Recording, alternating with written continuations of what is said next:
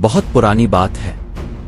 چولستان کے قریب ایک سرسبز علاقے میں ایک چھوٹا سا گاؤں تھا جس کا نام نورپور تھا۔ یہ گاؤں کھیتوں، درختوں اور مٹی کے گھروں سے بھرا ہوا تھا۔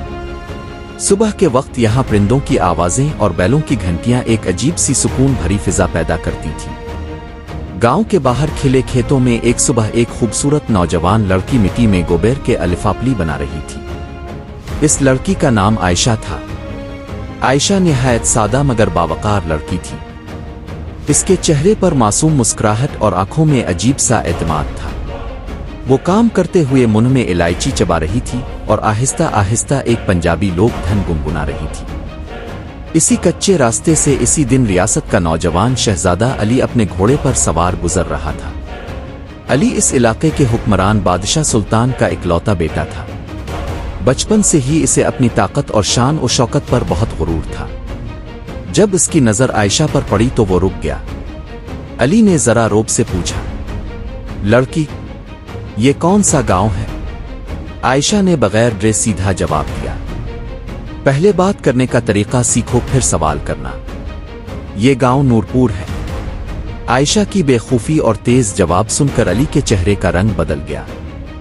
اسے پہلی بار کسی عام گاؤں کی لڑکی نے اس طرح جواب دیا تھا۔ غرور سے بھری آواز میں علی بولا، آج تم نے ایک شہزادے کی شان کو للکارا ہے۔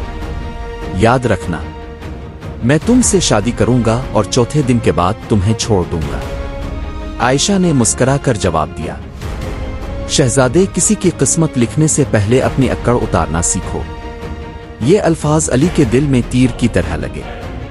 وہ کچھ کہے بغیر گھوڑا موڑ کر محل کی طرف واپس چلا گیا۔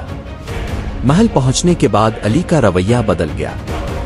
وہ خاموش رہنے لگا، کھانا پینا کم کر دیا اور اکثر تنہائی میں کھویا رہتا۔ جب اس کے والد بادشاہ سلطان نے بیٹے کی یہ حالت دیکھی تو پریشان ہو گئے۔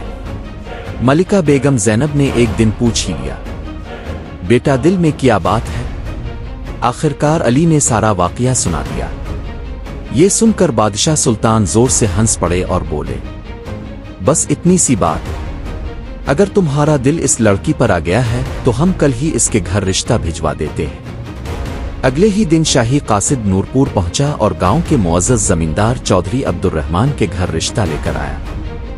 جب یہ خبر پورے گاؤں میں پھیلی تو لوگ حیران رہ گئے۔ ایک طرف شاہی محل کا شہزادہ اور دوسری طرف ایک سعد کسان کی بیٹی۔ چودھری عبد الرحمن کا دل گھبرا گیا۔ وہ اس رشتے سے ڈر بھی رہا تھا مگر بادشاہ کے حکم کو انکار کرنا بھی آسان نہ تھا۔ ادھر محل میں علی کے دل میں عجیب سی کشمکش چل رہی تھی۔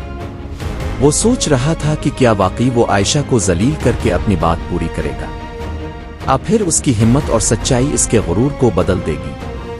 کہانی ابھی شروع ہی ہوئی تھی، کیونکہ قسمت نے علی اور عائشہ دونوں کے لیے ایسے امتحان لکھے تھے جن سے گزر کر ہی ان کی اصل حقیقت سامنے آنے والی تھی۔